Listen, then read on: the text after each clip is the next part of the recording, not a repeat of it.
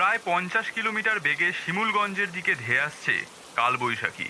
ভারী বৃষ্টিপাতের আশঙ্কা।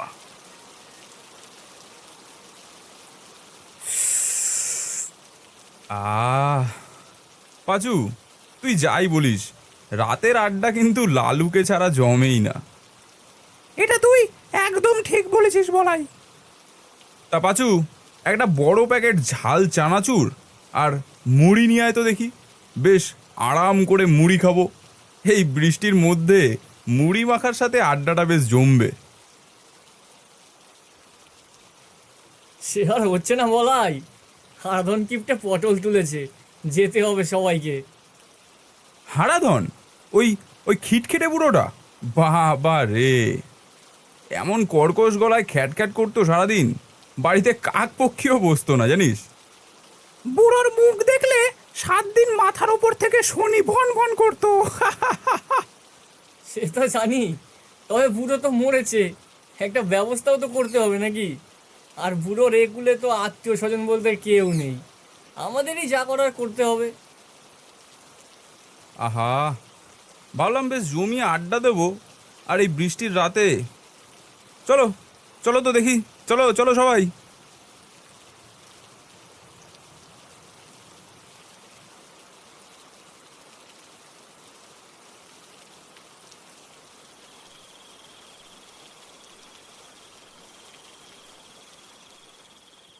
পাঁচু, লালু, তোরা দুজন যা, দুটো বাঁশ আর ধূপকাঠির ব্যবস্থা কর গিয়ে, যা। বলাই, টাকার দরকার তো। টাকা? এই কিপটে বুড়োর বাড়িতেই দেখ না, কিছু পাস নাকি? যখন বেঁচে ছিল না খেয়ে সব জমিয়েছে। ওই, হ্যাঁ হ্যাঁ, এই এই টাংটা খুলেই দেখ না।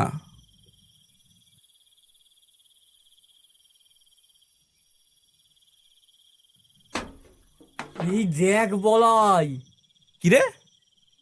এক ঘোড়া সোনা। কিপ্টের ঘরে এত সোনা? কিপ্টে না খেয়ে না খেয়ে জমিয়েছে হয়তো।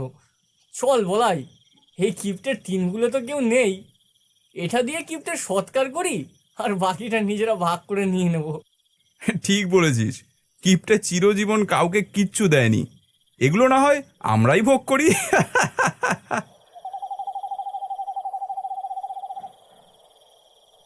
আচ্ছা চল চল, নে হাত লাগা, বুড়োকে বাঁধ, ওই বাঁশের সাথে বাঁধ বুড়োকে।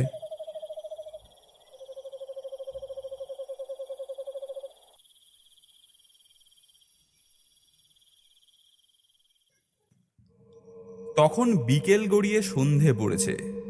বুড়োকে কাঁধে নিয়ে আমরা সবাই শ্মশানের দিকে চললাম। বলহরি হরিবোল, বলহরি হরিবোল, বলহরি হরিবোল, বলহরি হরিবোল, বলহরি হরিবোল, বলহরি হরিবোল, বলহরি হরিবোল, বলহরি হরিবোল, বলহরি হরিবোল, বলহরি হরিবোল, বলহরি হরিবোল, বলহরি হরিবোল, বলহরি হরিবোল, বলহরি হরিবোল, বলহরি হরিবোল, বলহরি হরিবোল, বলহরি হরিবোল, বলহরি হরিবোল, বলহরি। হরিবোল, আরে কাকা বলো, হরিবোল, জোরসে বলো। হরিবোল, আরে কে মরেছে? হরিবোল। প্রায় 1 ঘন্টা পথ চলে শ্মশানে পৌঁছালাম। এই বৃষ্টির রাতে ঘুটঘুটে অন্ধকারে শ্মশান দেখাচ্ছিল হাড় হিম করার মতো ভয়াবহ। শ্মশানের সামনে একটা মরা অর্ধেক পুড়ে বৃষ্টির জলে নিভে গেছে, তার চোখগুলো যেন বেরিয়ে আসতে চাইছে। দূরে কিছু হাড়গোড় পড়ে রয়েছে। একটা বাদুড় ডানা ঝটপট করতে করতে একেবারে আমার কানের পাশ দিয়ে চলে গেল। আমরা মরাটা সবে মাত্র নামিয়েছি, এমন সময় আচমকা বৃষ্টির গতি বাড়ল। উফ, আবার বৃষ্টি। এ চল চল চল, নামা নামা নামা নামা। হ্যাঁ হ্যাঁ চল, ওই ছাউনিটার নিচে চল।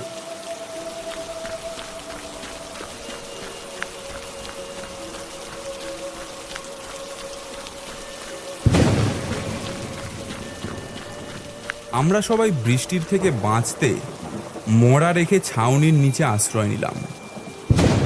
ছাউনিটা বেশ বড়, ওপরে টিম টিম করে একখানি হেরিকেন জ্বলছে, তাও ঝড়ের বেগে ক্রমাগত দুলে চলেছে। প্রায় নিভে যায় যায় অবস্থা। ছাউনির একপাশে মরা রেখে আমরা গোল করে বসলাম।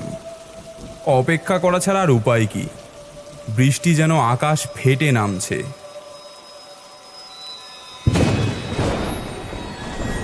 বজ্রবিদ্যুতের আলোতে চারিদিক এক মুহূর্তের জন্য আলোকিত হয়ে আবার মিলিয়ে যাচ্ছে, সাথে মেঘের গর্জনের প্রবল শব্দ। একসময় এক দমকা হাওয়া এসে হেরিকেনটাকে নিভিয়ে দিল।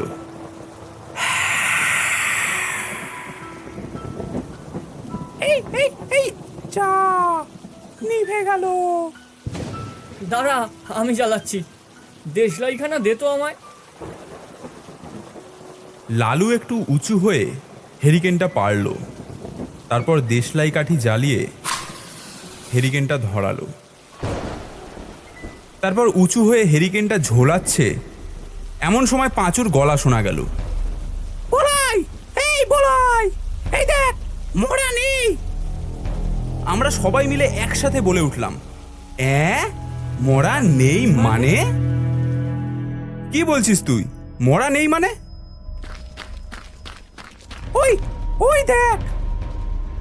আমরা সবাই মিলে দেখি মরার খাটের জায়গায় শুধু খাটটা পড়ে রয়েছে, মরা নেই। এক মুহূর্তের মধ্যে সবাই চমকে উঠলাম। কি হলো? খাটের ওপর থেকে মরা গেল কোথায়? বলি, বাঘে ঠাগে নিল না তো? হুর, কি যে বলিস না! এই শিমুলগঞ্জে বাঘ আসবে কোথা থেকে রে? তারপর আমরা সবাই যা দেখলাম তা আমাদের সবার শরীরে শিহরণ জাগিয়ে দিল। একটা মেঘের গর্জনে চারিদিক এক মুহূর্তের জন্য আলো হয়ে গেল, আর সেই আলোতে পরিষ্কার দেখলাম শ্মশানের সামনে নিম গাছের একটা ডালের ওপরে হারাধন বুড়ো উল্টো হয়ে বসে আছে, তার হাতে একটা মরার পা। যেই অর্ধেক পোড়া মরাটা আমরা এসে দেখেছিলাম, হয়তো সেই মরাটার। হারাধন কিপ্টে মহা সুখে ওই পা থেকে তার মাংস চিবিয়ে চিবিয়ে খাচ্ছে।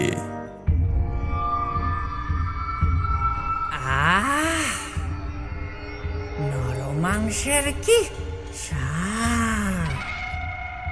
বলাই, লালু, তোরা কি ভেবেছিস? কি ভেবেছিস?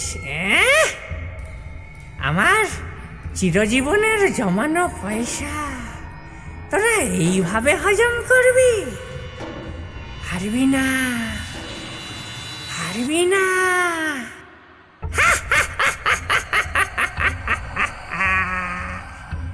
আমি পুরো জীবনে কখনো ভালো মন্দ খাবার খাইনি, তাই আমার এখন খিদা পেয়েছে, আমি খাবো। তোরা আমার জন্য ভালো ভালো খাবার নিয়ে আয়, না হলে তোদেরকে ওই মোড়ার মতো চিবিয়ে চিবিয়ে খাবো।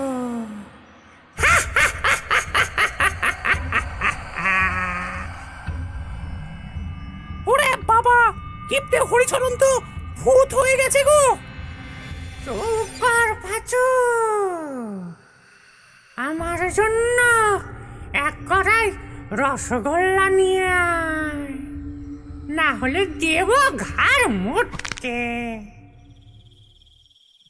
এই এই বেটা কিপ্টে বুড়ো, বেশ তো মরেছিলি, তো আবার ভূত হয়ে ফিরলি কেন রে?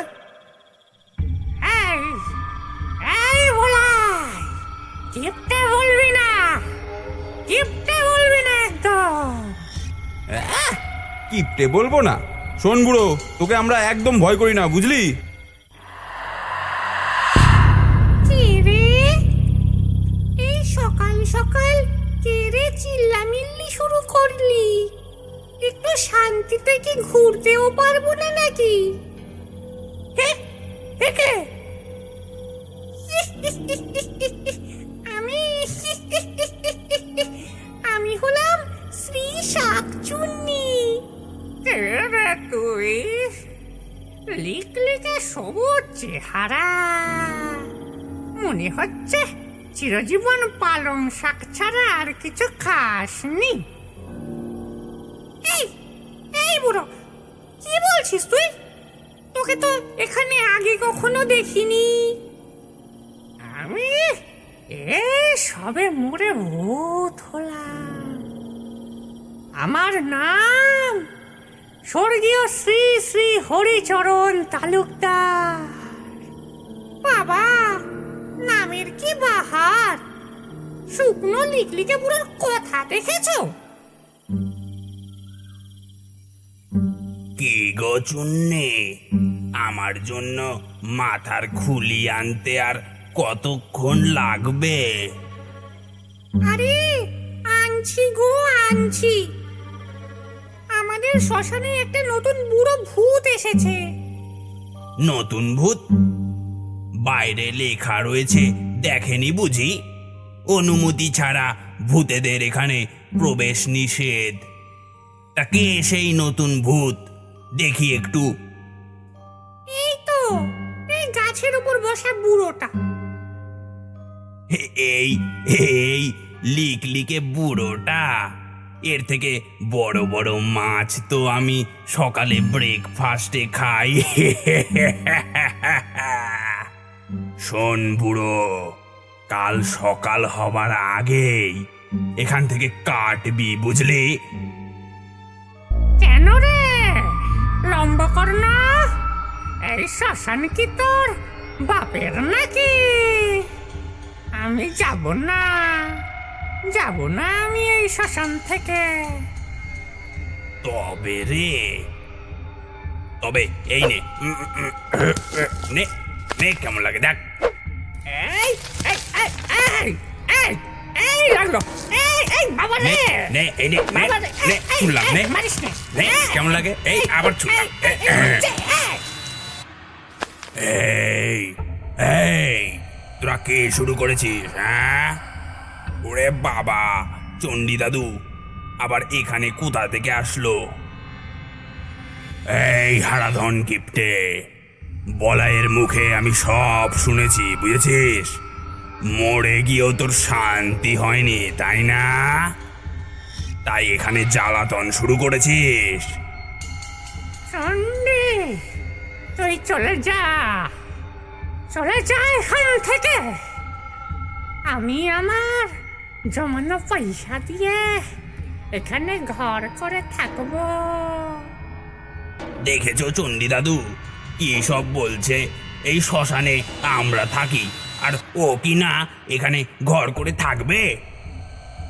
বুড়ো, পুরো জীবন কিপটামি করে মরার পর শখ জেগেছে। বার করছি তোর ঘর করা, দাঁড়া। হুম ক্রিং হিং ক্রিং চামুন্ডাই, হুম ক্রিং হিং ক্রিং চামুন্ডাই।